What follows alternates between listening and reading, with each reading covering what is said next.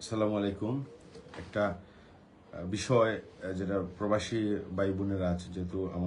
আমার বাড়ি সিলেট এবং সিলেটের অধিকাংশ মানুষই প্রবাসে বসবাস করেন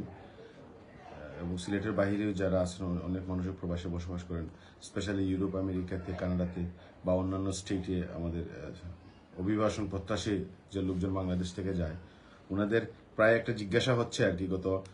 3-4 দিন যাবত একটা জিজ্ঞাসা পাচ্ছি ফোনের মাধ্যমে এবং হোয়াটসঅ্যাপ মেসেঞ্জারের মাধ্যমে আইএমও অ্যাপস ইউজ করে ওনারা ফোন করে জিজ্ঞাসা করতেছেন। আপনাদের কাছে লাইভের মাধ্যমে আপনাদের কাছে এই বিষয়টা নিয়ে একটু সাজেশন চাচ্ছি আর কি, যে একটা টপিক নিয়ে আপনাদের সাথে এখন শেয়ার করব, ওইটা দিয়ে কি সাজেশন ওনাদেরকে দেওয়া যায়। ওনারা জিজ্ঞেস করছেন, আমি আমার মতো কিছু সাজেশন দিয়েছি। আর বিষয়টা হচ্ছে যে প্রবাসী বাংলাদেশিরা যারা বাংলাদেশ থেকে গেছেন,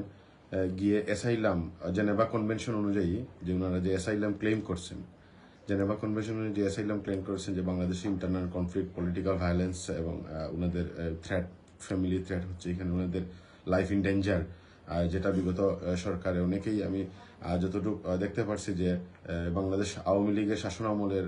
চিত্র ওনারা তুলে ধরছেন। অনেকগুলো অ্যাপ্লিকেশন পড়ছি বা অনেকগুলো অ্যাপ্লিকেশন সম্পর্কে বিগত কয়েক বছর যাবতের যে অভিজ্ঞতা, এবং ওনারা যে সাপোর্টিভ ডকুমেন্ট বাংলাদেশ থেকে সংগ্রহ করেছেন এবং ওনারা বাংলাদেশ থেকে সংগ্রহ করে এখানে যে যে স্টেটে ওনারা ইউরোপের বিভিন্ন রাষ্ট্রেতে, আমেরিকাতে এবং কানাডাতে স্পেশালি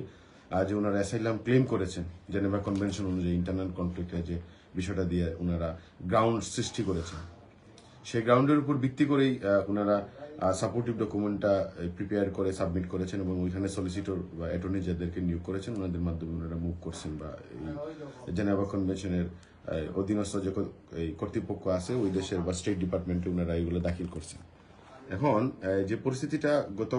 2-1 দিন যাবত ওনাদের ভিতরে একটা উদ্বেগ সৃষ্টি হয়েছে যে অনেকে ইন্টারভিউ দিতে গেছে, ইন্টারভিউ ডেট আসছে, তো ওনাদেরকে ইন্টারভিউতে বলছে যে না, আপনাদের তো দেশে তো আপনারা যে গ্রাউন্ড দিছিলেন যে বাংলাদেশ আওয়ামী লীগের যে সরকারের আমলে আপনাদেরকে নিপীড়ন নির্যাতন হচ্ছে, এখন তো আওয়ামী লীগ সরকার নেই, আপনার দেশ তো এখন সেফ আছে, এবং আমরা মিডিয়ার মাধ্যমে এবং নিউজের মাধ্যমে জানতে পারছি যে আপনারা দ্বিতীয় স্বাধীনতা অর্জন করেছেন, তখন তো আপনাদেরকে ডিপোর্ট করতে বা আপনাদের বাংলাদেশে যেতে তো আপনাদের কোনো প্রবলেম নেই। এখন এই এই গ্রাউন্ডে ম্যাক্সিমাম জায়গাতে ইংল্যান্ডে, ফ্রান্সে এবং ইতালিতে সহ অন্যান্য আনুষঙ্গিক, কানাডাতে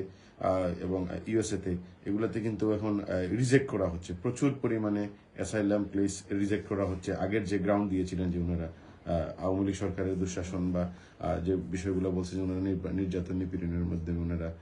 দেশ ত্যাগ করতে বাধ্য হয়েছেন, ওনাদের জীবনটা নিরাপত্তাহীনতা আছে। এখন ওই দেশের অথরিটিগুলা এবং ওনাদের সলিসিটররা এখন ওইটাই অ্যাডভাইস করতেছে ওনাদেরকে যে আপনাদের দেশ তো এখন শান্ত হয়ে গেছে, এবং ইন্টারভিউতে বলছে, জিজ্ঞাসা করছে যে দেশ তো এখন শান্ত হয়ে গেছে, কোনো প্রবলেম নাই, যার উপর ভিত্তি করে, যে গভর্নমেন্টের উপর ভিত্তি করে আপনারা এই অ্যাক্টিভিটিসের উপর ভিত্তি করে অ্যাসাইলাম ক্লেস দিয়েছিলেন, ইন্টারনাল কনফ্লিক্ট, আপনাদের ডোমেস্টিক ভায়োলেন্স, এগুলা তো নাই এখন, তাহলে আপনাকে বাংলাদেশে ডিপোর্ট করা হবে, এবং এই ডিপোর্ট করতে তো কোনো প্রবলেম নাই। অনেকেরই রিজেক্ট করা হচ্ছে, প্রচুর পরিমাণে রিজেকশনের ক্লেম আসতেছে এবং ওনারা অ্যাপিলের জন্য প্রিপারেশন নিচ্ছেন। বিশেষ করে আমার ছোট ভাই কয়েকটা ফ্রান্স থেকে আমাকে ফোন করলো, সে একটা বাংলাদেশের রাজনৈতিক সংগঠনের সাথে জড়িত ছিল, পরবর্তীতে সে অ্যাসাইলাম ক্লেম করে তাকে রিজেক্ট করছে কয়েকদিন, এই রিসেন্টলি পরশুদিন তাকে রিজেক্ট করছে। এই কারণে রিজেক্ট করছে যে এখন তো আওয়ামী লীগ সরকার নাই, তোমাকে দেশে যেতে কোনো প্রবলেম নাই। সে অবশ্যই আছে, তার ওয়াইফকে নিয়ে গেছিল, বাচ্চা কাচ্চা সহ তার শ্বশুর শাশুড়ি আছে ওইখানে, সেই জন্য সে একটু ঠিক হয়েছে, কিন্তু সবার তো এই অবস্থাটা নেই। এখন আসলে ওনারা সাজেশন চাচ্ছেন, ওনারা কি করবেন। অনেকেই বলছে যে আমরা অ্যাসাইলাম ক্লেমের জন্য ফেসবুক পোস্ট করেছিলাম, এখন ওনাদের ফেসবুক পোস্টগুলো তো ভেরিফাই করে, এখন এই ওনাদের যে অথরিটিটা আছে তো ভেরিফাই করে, তো ওনারা দেখে যাচ্ছে যে এই সরকার বিরোধী আন্দোলনের পক্ষেই ওনারা ছিল, এখন সরকার তো পতন হয়ে গেছে, এখন ওনাদের অ্যাসাইলাম ক্লেমের ব্যাপারে তো যে ডকুমেন্টগুলো প্রডিউস করছিল বা অতি উৎসাহিত হয়ে বা উৎসাহিতর মাধ্যমে যারা সরকার পতনের বিষয়ে পুশ প্রদান করেছিল, ওনাদের জন্য একটা ডিফিকাল্টি হয়ে গেছে। এখন ওনারা কি এস্টাবলিশমেন্ট করবে, তাহলে যাই করতে হবে যে দেশে ওনাদেরকে, আমার যে সাজেশনটা হচ্ছে, আপনাদের সবার কাছ থেকে একটু সাজেশন চাচ্ছি যে ওনাদেরকে কি সাজেশন দেওয়া যায়। তা আমি একটা সাজেশন ওনাদেরকে প্রদান করেছি এবং এই লাইভের মাধ্যমে দিতে চাচ্ছি যে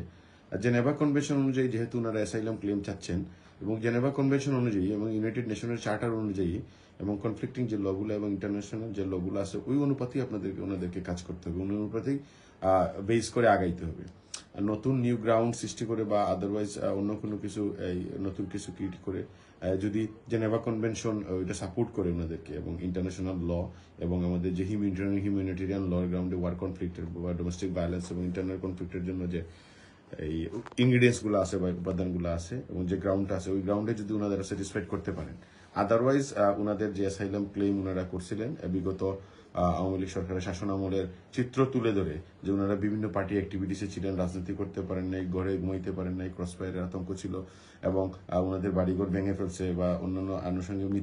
মিথ্যা মামলা জড়িত হয়ে গেছে। এখন তো এগুলা তো এই যে পুরনো যে গ্রাউন্ডগুলো এগুলো থেকে এখন কাজে আসবে না।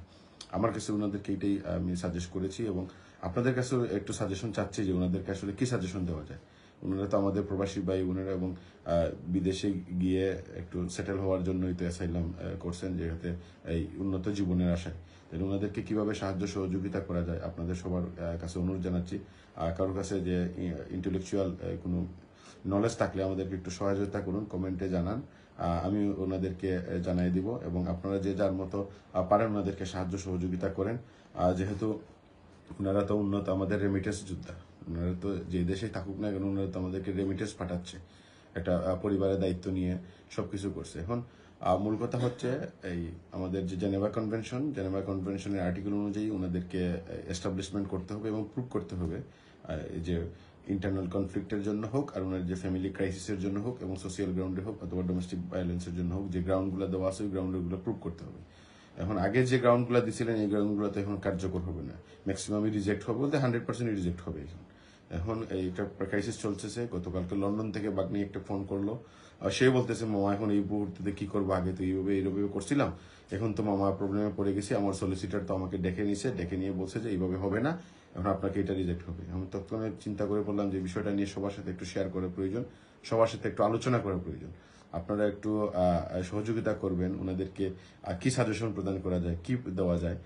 যদি একটু সাজেশন প্রদান করেন কমেন্টের মাধ্যমে আসলে খুবই উপকৃত হবো। আমাদের প্রবাসী ভাই বোনেরা যারা অ্যাসাইলাম শিকার প্রবাসে আছেন এবং বিভিন্নভাবে দেশের রাজনীতির সাথে সম্পৃক্ত ছিলেন, পরবর্তীতে দেশ থেকে চলে গিয়ে অন্যান্য দেশে রাজনৈতিক আশ্রয় গ্রহণ করেছেন এবং অ্যাসাইলাম পেয়েছেন, রাজনীতির জন্য না অন্যান্য গ্রাউন্ডে অ্যাসাইলাম ক্লেম করা যায়, যেটা জেনেভা কনভেনশনের সাপোজ ফ্যামিলি গ্রাউন্ডে চাওয়া যায়, ইন্টারনাল কনফ্লিক্টের জন্য চাওয়া যায়, রিলিজন ধর্মীয় কারণেও, ধর্মীয় সংখ্যালঘু কারণে এটা করা যায়, রেস সেক্স এগুলোর জন্যও করা যায়। এখন প্রত্যেকের তো ডিফারেন্ট গ্রাউন্ডেই ওনারা অ্যাপ্লিকেশন করছেন এবং যারা পলিটিক্যাল গ্রাউন্ডে অ্যাপ্লিকেশন করছিলেন ওনাদের জন্য একটু মোর ডিফিকাল্টি হয়ে যাবে প্রুভ করাটা। এখন বাংলাদেশের যে সিচুয়েশনের ভিত্তিতে ওনারা দিয়েছিলেন, এখন কি সাজেশন ওনাদেরকে প্রদান করা যায় আপনারা একটু সহযোগিতা করবেন। আর ধন্যবাদ জানাচ্ছি সবাইকে এই লাইভটা শোনার জন্য। ধন্যবাদ।